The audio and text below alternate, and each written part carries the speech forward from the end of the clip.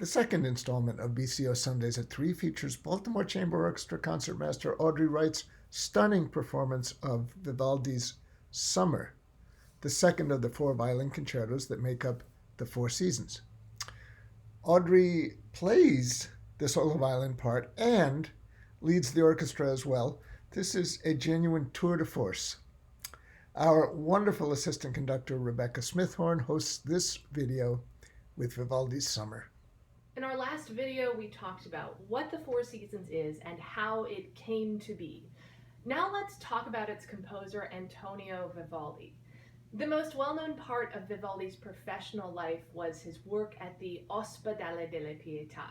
Now, the Pietà is its own really amazing story. It was essentially an orphanage, and since Venice had so much prostitution, it also had a lot of abandoned children, many of whom had birth defects. The boys were sent out to learn a trade, but the girls were trained to be musicians in a full-fledged conservatory system. As a result, the Pietà had choirs and orchestras that were said to rival the best ensembles in Europe, and they were made up entirely of orphaned young women, many of whom had disabilities. They performed behind screens because it would obviously be improper for people to stare at young women, but they still attracted massive crowds from across the continent. I really recommend checking out some of the books and documentaries out there about the Pietà. There's a particularly good one produced by the BBC, among others. I think you'll really find it time well spent. Now, Vivaldi taught on and off at the Pietà for decades, and he wrote a lot of music for the students, including his famous choral setting of the Gloria. And part of the reason he got the job is because he was a well-known musician and a priest. And that was a great fit because Vivaldi didn't have a lot of interest in priestly duties. He was born to a poor family in 1678. His father was a barber turned violinist, and he had bright red hair, which Vivaldi inherited, hence his eventual nickname, the red-haired priest. Their hair color was apparently so unusual that both father and son were often identified with Rossi or Rosso, which is Italian for red, instead of their last name. Vivaldi was the oldest of 8, and they had their black sheep. His brother Francesco was banned from Venice for insulting a nobleman, and his brother Isepo was also banned from Venice for wounding a poor errand boy. So the bar for being the good son in the Vivaldi family was pretty low. Little Antonio was a gifted music student, but come graduation time, he turned to the priesthood, which was probably not as much of a divine calling as it was a practical career move. Wealthy families often steered their youngest sons toward holy orders to give them something respectable to do while the older siblings ran the estate. But in a family like Vivaldi's, the priesthood was a path toward upward mobility. So as the oldest son, Vivaldi dutifully went to seminary, but he only presided over masses for maybe a year after his ordination. He said that he stopped because of a health condition which he referred to as a tightness in the chest. We now know that to be asthma. This was a lifelong condition which he said he had since birth, and in fact, Vivaldi's baptismal record says that he was baptized at home by the midwife, being in danger of death. It was certainly a serious illness, but given that playing the violin, which he did a lot of, is at least as physically taxing as presiding over a mass, especially with music as virtuosic as his, you have to wonder how much of it was asthma and how much was the fact that he would just rather be composing than in church. Hard to say, probably a little bit of both. But what his asthma might have influenced was his own perception of the seasons. Vivaldi writes, "My ailment forced me to leave the altar 3 times without finishing Mass. I therefore spend most of my life at home, which I can only leave in a gondola or coach because my chest ailment does not permit me to walk. No nobleman calls me to his house, not even our prince, because they all know of my condition. I usually go outside immediately after lunch, though never on foot. Such is the reason I cannot celebrate Mass. I accomplish all the good I can at my writing desk at home. Vivaldi's life was physically uncomfortable, and it must have been particularly unpleasant during summer, which is the concerto we're exploring today. So many of us think of summertime as a happy season, vacations, beaches, barbecues. But Vivaldi's summer is stifling and even dangerous. The first movement is marked languidezza, or languid with the heat. And what's interesting about the rhythm of this passage is that there are these short, sighing kind of figures, but there's silence on the downbeat of each bar. And that's kind of unusual. If there's one beat where you usually make some sound, it's the downbeat. But if you can imagine someone breathing in those silences, it creates this kind of gasping or panting quality.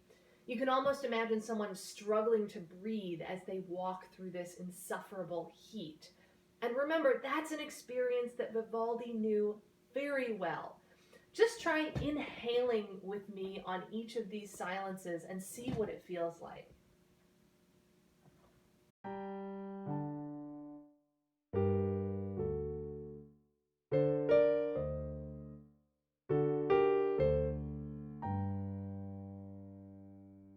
And a lot of the gestures from the spring concerto have darker parallels in summer. So take the birds, for example. In the first movement of spring, we had happy, chirpy birds.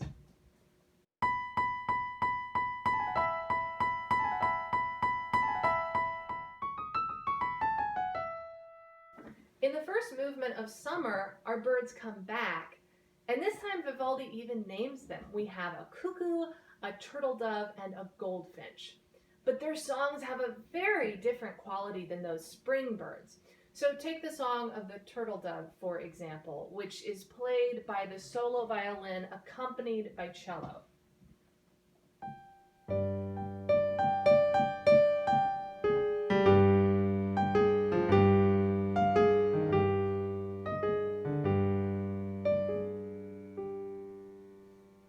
And this brings up another interesting contrast. It's clear that for Vivaldi, the seasons of extreme weather, summer and winter, are the darker seasons. They're in minor keys, right? But they also seem to be the lonelier seasons. In spring, our birds sang together. In summer, they sing alone. In spring, we had people dancing and singing together, but the only character in summer is a single shepherd. And we'll see some lonely characters when we get to winter as well. Now, you'll remember that in the slow movement of spring, we had a goat herd sleeping to the sounds of rustling plants.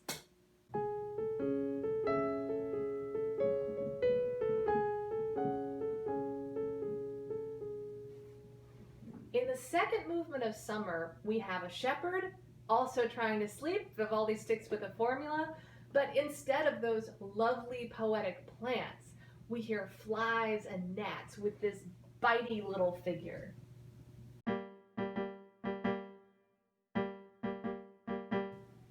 And then we have our shepherd trying to sleep.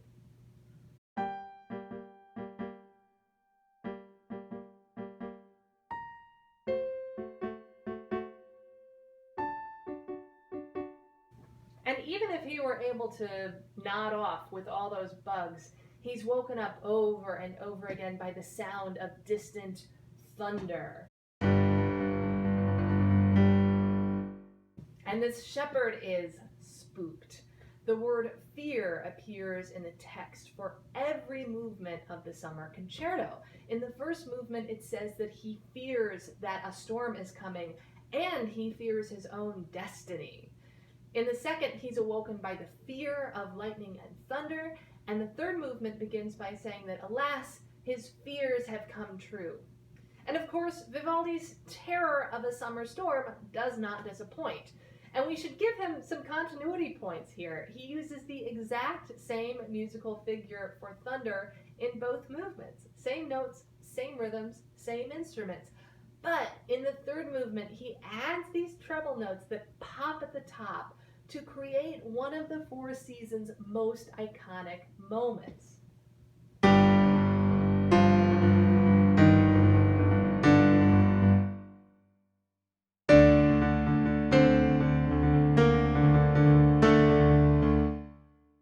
So it's not distant thunder anymore. It's right on top of us, and it is a destructive force. In this movement, we get a sonnet at the beginning to set the scene, just like we do with every other movement in the Four Seasons. But beyond that, Vivaldi gives us no further descriptors, and we don't need them. It's perhaps the most exciting music in the entire set, and really some of the most exciting music in all of classical music. Vivaldi just unleashes it on us, no captions needed. This is really compelling stuff, and Baltimore Chamber Orchestra's performance with Audrey Wright just sets it on fire in the best possible way. So get yourself a cold drink, because this summer is going to be hot.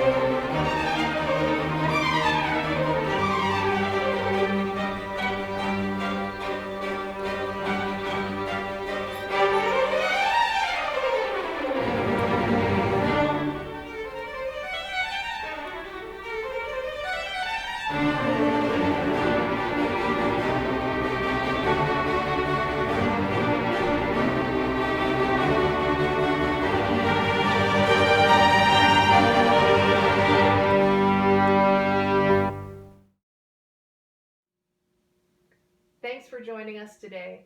In our next video, we'll explore Vivaldi's Fall, which is always festive and sometimes tipsy. Mark your calendars for Sunday, October 11th at 3 p.m., and we'll see you there.